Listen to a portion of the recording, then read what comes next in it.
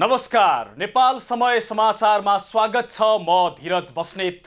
सुरु गरौं प्रमुख समाचारबाट। प्रतिनिधि सभा पुनर्स्थापना र शेरबहादुर देउवालाई प्रधानमन्त्री नियुक्त गर्न माग गर्दै विपक्षी गठबन्धनद्वारा रिट दायर। 146 सांसदले गरे ओली विरुद्ध हस्ताक्षर। नेकपा एमालेको माधव कुमार नेपाल समूहका 11 जनाले पार्टीले सोधेको स्पष्टीकरणको जवाफ नदिने नेपाल पक्षका 23 सांसदले गरे देउवालाई समर्थन। स्वास्थ्य सङ्कट लगाउने स्वास्थ्य मन्त्रालयको तयारी। कोभिड-19 सम्बन्धी अध्यादेश पालना नगरे 5 लाख र 1 वर्ष जेल सजाय तोक्ने काठमाडौँ प्रशासनको चेतावनी।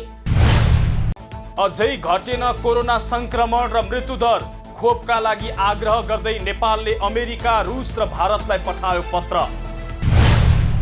र कोरोना महामारी फैलिनु अघि नै चीनको वुहान प्रयोगशालाका 3 शोधकर्ता बिरामी परेको खुलासा।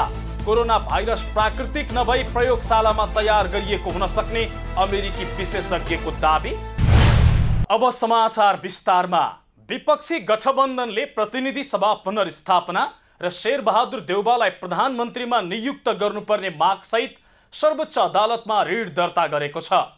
विगठित प्रतिनिधि सभाका 146 जना सांसदले प्रधानमन्त्री पदका दावेदार देउवाको पक्षमा बहुमत रहेको र उनलाई नै प्रधानमन्त्री बनाउनु पर्ने दाबीसहित सर्वोच्चमा रिट पेश गरेका हुन्। रिट दर्ता गर्न काङ्ग्रेस सभापति शेरबहादुर देउवा, माओवादी केन्द्रका अध्यक्ष पुष्पकमल दाहाल प्रचण्ड, एमालेका वरिष्ठ नेता माधव कुमार नेपाल, जनता समाजवादी पार्टीका अध्यक्ष उपेन्द्र यादव र राष्ट्रिय जनमोर्चाकी एकमात्र सांसद दुर्गा पौडेल सहितका नेता सर्वोच्च पुगेका थिए। आइतबार नै अदालत जाने भनिए पनि कानुनी ढाँचा अनुसार कागज सहितको विवरण र मस्यौदा तयार पार्न ढिलाइ भएपछि सोमबार मात्रै रिट पेश गरेका हुन्। नेपाली काङ्ग्रेसका नेता एवं सांसद गगन थापाले केही दिनभित्रमा प्रतिनिधि सभा पुनर्स्थापना हुनेमा आफूहरू विश्वस्त रहेको बताएका छन्। सर्वोच्च अदालतमा रिट दर्ता गर्न हस्ताक्षर गरेर अदालतबाट बाहिरिने क्रममा उनले यस्तो बताएका हुन्।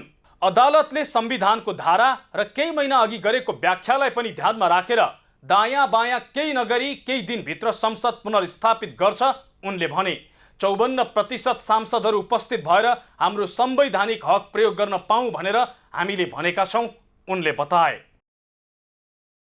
नेकपा एमालेको माधव कुमार नेपाल समूहले पार्टीले सोधेको स्पष्टीकरणको जवाफ नदिने भएको छ। विपक्षी गठबन्धनलाई सहयोग गरेको अभियोग लगाउँदै एमाले स्थायी कमिटीको बैठकले वरिष्ठ नेता माधव कुमार नेपाल सहित 11 सांसदलाई स्पष्टीकरण सोधेको थियो। तर स्पष्टीकरणको जवाफ नदिने बरु कारबाही सहन तयार हुने निर्णय गरिएको माधव समूहका नेताहरूले बताएका छन्।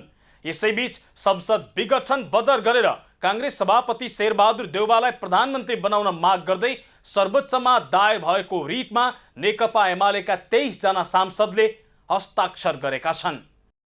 स्वास्थ्य तथा जनसङ्ख्या मन्त्री हृदेश त्रिपाठीले देशमा स्वास्थ्य सङ्कट लगाउने विषयमा सरकार सकारात्मक रहेको बताएका छन्।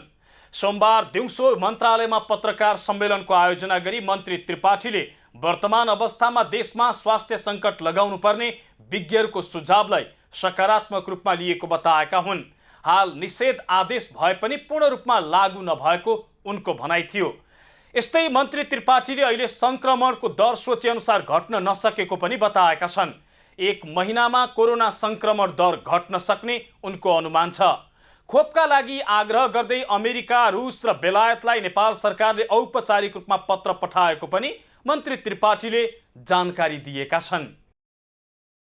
गएको 24 घण्टामा कोरोना संक्रमणबाट थप 185 जनाको मृत्यु भएको छ भने 7135 जना कोरोना संक्रमणबाट मुक्त भएका छन्।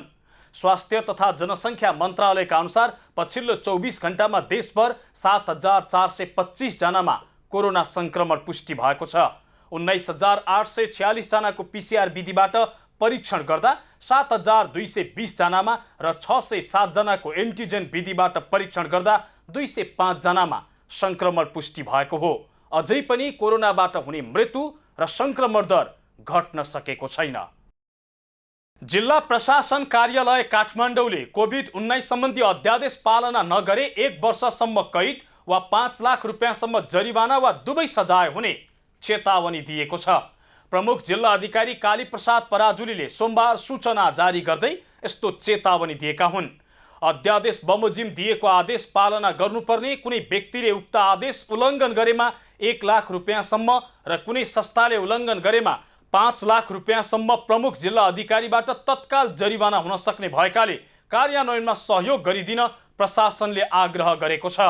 मास्क नलगाई सार्वजनिक स्थलमा आवत जावत गरेमा पटक्कै पछि 100 रुपियाँ, मानिसको आवत जावतमा रोक लगाइएको वा नियन्त्रण गरिएको अवस्थामा सोको उल्लङ्घन गरेमा पटक्कै पछि 100 रुपियाँ, सवारी साधनको आवत जावतमा रोक लगाएको अवस्थामा सम्बन्धित अधिकारीको अनुमति बिना वा सुरक्षाकर्मीलाई सूचना नदिई वा बिरामी ओसार पुसार गर्ने अवस्थामा बाहेक सवारी साधन चलाएमा पटक्कै पछि 2 पाङ्ग्रे सवारी साधन भए 2000 रुपियाँ र अन्य सवारी साधन भए 5000 रुपियाँ तत्कालै सुरक्षाकर्मीले जरिवाना गर्न सक्ने सूचनामा भनिएको छ।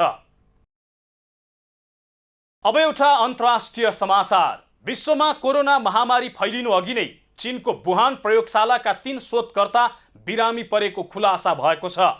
अमेरिकी जासुसी कम्पनीले एक रिपोर्ट सार्वजनिक गर्दै वुहान इन्स्टिच्युट अफ भाइरोलोजीका 3 जना शोधकर्ता सन् 2019 को नोभेम्बरमा बिरामी भएपछि अस्पतालको मद्दत मागेको खुलासा गरेको हो।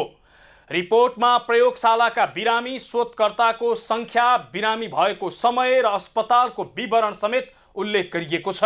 सोही प्रयोगशालाबाट कोरोना भाइरस फैलिएको आशंका अमेरिकाले गर्दै आएको छ। अमेरिकाको संक्रामक रोग विशेषज्ञ डाक्टर एन्टोनी फाउजीले कोरोना भाइरस प्राकृतिक नभई प्रयोगशालामा तयार गरिएको हुन सक्ने आशंका गरेका छन्। हामी नेपाल समय समाचारको अन्त्यमा आइपुगेका छौं। अन्त्यमा प्रमुख समाचार पुनः एक पटक। प्रतिनिधि सभा पुनर्स्थापना र शेरबहादुर देउवालाई प्रधानमन्त्री नियुक्त गर्न माग गर्दै विपक्षी गठबन्धनद्वारा ऋण दायर, 146 सांसदले गरे ओली विरुद्ध हस्ताक्षर। नेकपा एमालेको माधव कुमार नेपाल समूहका 11 जनाले पार्टीले सोधेको स्पष्टीकरणको जवाफ नदिने नेपाल पक्षका 23 सांसदले गरे देउवालाई समर्थन। स्वास्थ्य सङ्कट लगाउने स्वास्थ्य मन्त्रालयको तयारी, कोभिड-19 सम्बन्धी अध्यादेश पालना नगरे 5 लाख र 1 वर्ष जेल सजाय तोक्ने काठमाडौँ प्रशासनको चेतावनी। अझै घटेन कोरोना संक्रमण र मृत्युदर, खोपका लागि आग्रह गर्दै नेपालले अमेरिका, रुस र भारतलाई पठायो पत्र। र कोरोना महामारी फैलिनु अघि नै चीनको वुहान प्रयोगशालाका 3 शोधकर्ता बिरामी परेको खुलासा। कोरोना भाइरस प्राकृतिक नभई प्रयोगशालामा तयार गरिएको हुन सक्ने अमेरिकी विशेषज्ञको दाबी। हवस् त आजलाई नेपाल समय समाचार यति नै। हामी सबैलाई बिदा दिनुहोस्। नमस्ते।